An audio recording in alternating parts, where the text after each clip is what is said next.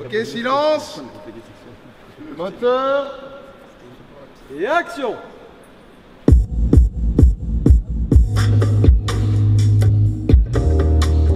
Alors le projet il est né au début du confinement. On cherchait une idée comment apporter du soutien aux artistes, mais surtout créer du contenu original parce que des lives sur Facebook ou sur YouTube on en voit partout en ce moment, surtout en tout cas au début du confinement. Du coup on cherchait juste au début vraiment de la prouesse de réalisation avec Maxime notamment qui est vraiment le génie de l'image.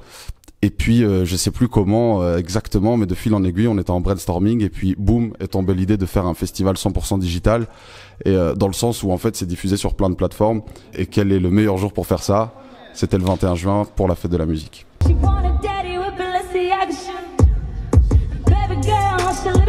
On a trouvé une plus-value dans l'idée, c'est le fait de se dire on va pas juste faire un live sur Facebook ou un live sur YouTube, on va faire un live partout sur Internet. Le même jour. Ça va être comme un vrai festival. Ça veut dire que il y aura la YouTube stage, par exemple, la Facebook stage, la Mixcloud stage. Donc, les gens auront du contenu exclusif pour chaque plateforme. Et c'est ça qui est cool et qui est un peu le challenge pour nous aussi. C'était qu'il fallait créer du contenu qui soit adapté pour chaque code, on va dire, de chaque plateforme. Ce qui fait que non, le jour J, si tu veux voir par exemple Loïc Noté, tu dois aller sur YouTube. Tu le verras pas sur Facebook le 21 juin. Le line-up il a été choisi surtout par coup de cœur. Il y a plusieurs artistes avec lesquels j'ai déjà eu la chance de pouvoir réaliser des projets, notamment Tanae, Konoba, Hero, Cléo, qui sont vraiment des coups de cœur pour le coup. On s'est un peu fait la dream list des artistes qu'on aimerait avoir sur le set, comme Loïc, Alice, Yellow Straps, etc., etc. Et donc voilà, ils ont tous répondu présent et c'était, je pense, le plus beau cadeau en fait.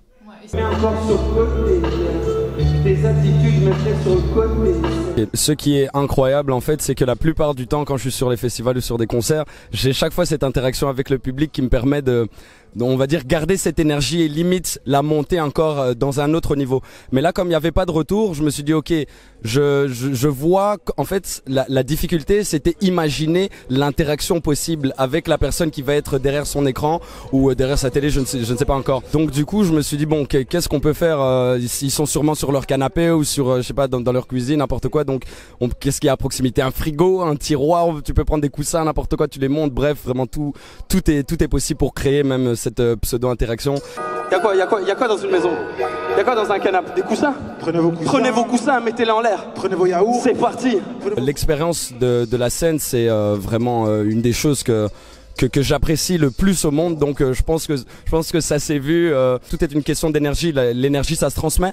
Donc du coup j'espère que j'ai transmis, en tout cas c'était vraiment mon défi aujourd'hui, c'était de transmettre toute l'énergie que j'avais. Ça veut dire comment ça va? J'espère que vous allez tous bien. Moi ça va. Quand t'entends étiller, t'entends des gunshots.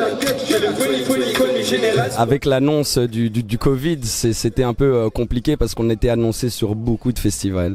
Là cet été, on était déjà en train de faire la fête au studio, on allait faire le tour de la Belgique encore une fois. Donc là le fait que cette équipe justement de 95 qui a monté ce festival justement ait pensé à moi, c'est une aubaine de pouvoir justement remonter, on va dire, sur scène. Et voilà, ça nous a cassé, mais je pense que tout le monde est dans le même cas, donc c'est rien. Dans le lit à Marie-Jeanne, elle bête pour l'Elisa Anne. Les roses sont rouges et elles fanent. Mon cœur est noir, ma tête pleine.